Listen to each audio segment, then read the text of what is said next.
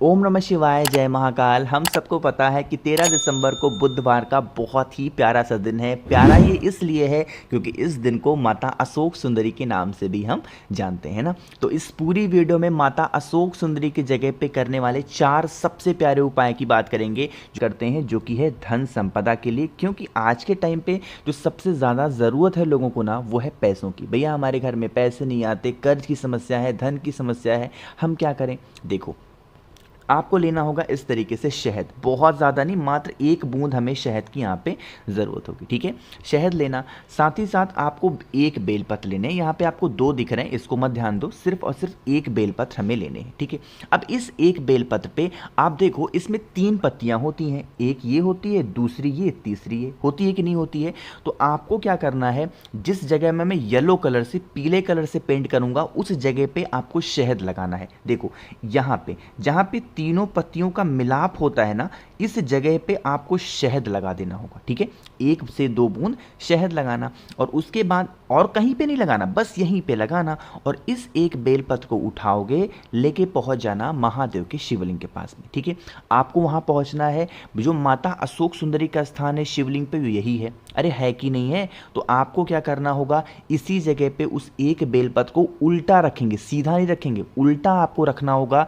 और डंडी हो जाएगी बाहर की तरफ, पत्ती हो जाएगी महादेव की तरफ। ठीक है, समर्पित कर देना। समर्पित करने के बाद में 1 लोटा जल महादेव के शिवलिंग के ऊपर समर्पित करोगे, श्री शिवाय नमस्तुभ्यम का स्मरण करते हुए।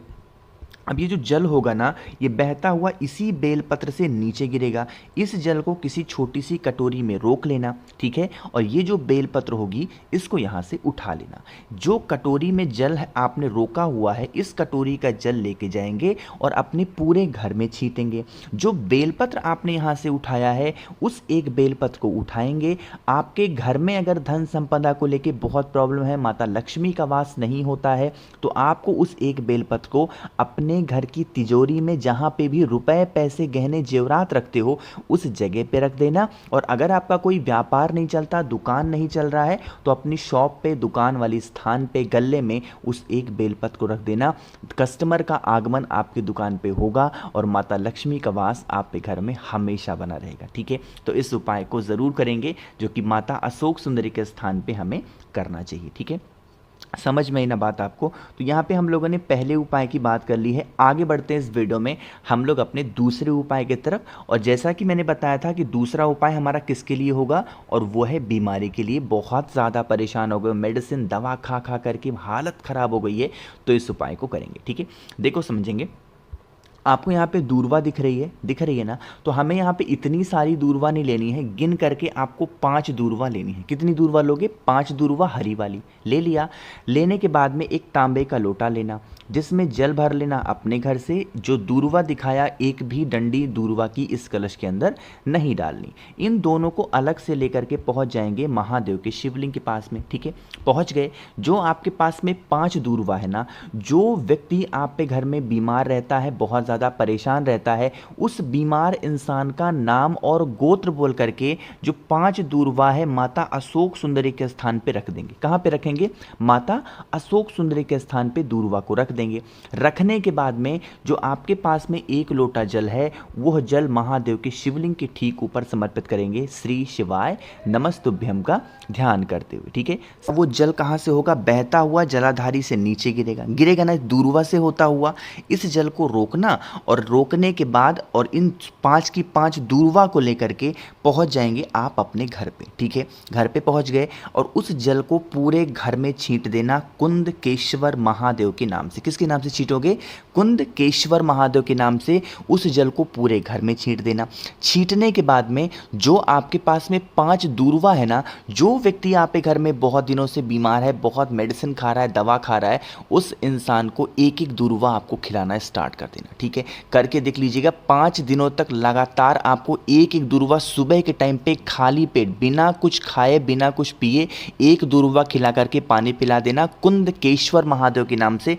5 दिन करके देख लो, आपको बीमारी में बहुत ज़्यादा आराम मिलेगा। ठीक है ना, समझिए मैं ये बात। चलो, तो 2 उपाय की बात हमने यहाँ पे कर ली है। आगे बढ़ते हैं इस वीडियो में हम लोग अपने तीसरे उपाय की तरफ। और यह तीसरा उपाय होगा, हमारी कितनी भी पुरानी मनोकामना है जो पूरी नहीं हो रही है, तो अब माता अशोक सुंदरी सुंदरी आपकी उस सारी मनोकामना को पूरी करेंगी। इन कैसे करना है उपाय को, उससे पहले जल्दी से वीडियो को लाइक करेंगे। जितने भी भाई बहन इस आवाज़ को पहली बार सुन रहे हैं तो चैनल को सब्सक्राइब करिएगा, ठीक है। चलो समझते हैं इस उपाय को। यहाँ पे आपके सामने 2 बेलपत्र दिख रही है ना, तो हमको भी कितनी बेलपत्र चाहिए? 2 बेलपत्र, बहुत प्यारी, बहुत सुंदर सी, कहीं से भी कटा फिटा ना हो। 2 बेलपत्र ले लिया। साथ ही साथ एक तांबे का लोटा लेंगे जिसमें जल भरेंगे। कहाँ से? अपने घर से। लेकिन इस कलश के अंदर जो बेलपत्र आपने लिया है उसको नहीं डालना है ना। पहुँच गए कहाँ पे? महादेव के शिवलिंग के पास में। अब जो आपके पास में 2 दूर्वा है ना, उस 2 दूर्वा को माता अशोक सुंदरी के स्थान पे समर्पित करेंगे। एक जो दूर्वा नहीं, जो बेलपत्र आपके पास में जो 2 बेलपत्र है माता अशोक सुंदरी के स्थान पे समर्पित करेंगे। लेकिन एक नियम है। नियम ये है, जो पहली बेलपत्र रखोगे उसकी डंडी हो जाएगी बाहर की तरफ, है ना। जैसे ऐसे मैं बना दे रहा हूँ, एक बेलपत्र ऐसे रख दिया। जो दूसरी बेलपत्र रखोगे उसकी डंडी हो जाएगी महादेव की तरफ, और जो उसकी पत्ती होगी वो एक दूसरे की तरफ टच होनी चाहिए। देखो कैसे ऐसे रखा हुआ है, इसी तरीके से आप 2 बेलपत्र को रखेंगे, ठीक है। रख दिया, और आपको अपनी मनोकामना, अपनी विशेष को कहते हुए जो जल होगी माता अशोक सुंदरी के स्थान पे ही समर्पित करना। महादेव के शिवलिंग के ऊपर नहीं चढ़ाना है। जो दोनों बेलपत्र चढ़ाई है उसी जगह पे आपको अपनी मनोकामना, अपनी विशेष को कहते हुए समर्पित कर देना। अपनी बात कहना, अपनी बात बहुत ही मतलब कह सकते हैं ना कि किसी चीज़ को बहुत अच्छे से कहना, उस अच्छे से सबसे कहना, और उसके बाद आपको फिर वहाँ से चले जाना। एक चीज़ का ध्यान रखेंगे, जब आप अपनी मनोकामना कहेंगे तो माता अशोक सुंदरी से प्रार्थना करेंगे और कहीं से कोई प्रार्थना नहीं करनी, क्योंकि जो माँ अशोक सुंदरी हैं भोले शंकर की सबसे प्रिय पुत्री हैं। और ये अगर कोई बात महादेव से जाके कहेंगी आपके लिए, तो महादेव आपकी उनकी बातों को ज़रूर मानेंगे, ठीक है। तो यहाँ पे हम लोगों ने 3 उपाय की बात कर ली है। एक सबसे आखिरी और सबसे छोटे उपाय की बात करते हैं, जो कि हमारा चौथा उपाय है। अब ये चौथा उपाय किसके लिए काम आएगा? एक ही चीज़ बची हुई है कि जो कि है हमारे घर में, चाहे वो हस्बैंड वाइफ हो, यानी पति और पत्नी हो, उनके बीच में प्रेम नहीं है, बहुत लड़ाइयाँ, बहुत झगड़े हो रहे हैं, है ना। आज के टाइम पे ऐसा देखा जा रहा है, बहुत क्लेश घर में हो रहा है ना। तो आपको क्या करना है, अगर लड़ाइयाँ बहुत हो रही हैं तो आपको लेना होगा घी, ठीक है। बहुत ज़्यादा नहीं लेना, लेकिन 1 चम्मच तो आपको घी लेना ही है। और ये घी आपका गौ माता का होना चाहिए, यानी कि गाय का घी होगा, ठीक है। ले लिया। अब इस गाय के घी को लेके पहुंच जाएंगे महादेव के शिवलिंग के पास में। जो बात बताऊंगा, मेरी बात बहुत ध्यान से सुनना। माता अशोक सुंदरी का स्थान शिवलिंग पे यही है। अरे है कि नहीं है? है ना। तो आपको क्या करना है, जो आपके पास में घी है ना, उस घी की 7 बिंदियाँ लगाओगे। कितनी बिंदियाँ? 1, 2, 3, 4, 5, 6 और ये 7। क्या लगाया मैंने? घी की 7 बिंदियाँ लगाई हैं। जिस इंसान की वजह से आप पे घर में क्रोध हो रहा है, गुस्सा हो रहा है, क्लेश हो रहा है, उस इंसान का नाम और गोत्र बोलेंगे, ठीक है। बोल दिया।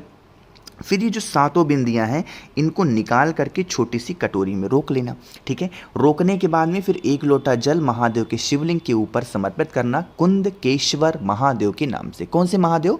कुंदकेश्वर महादेव।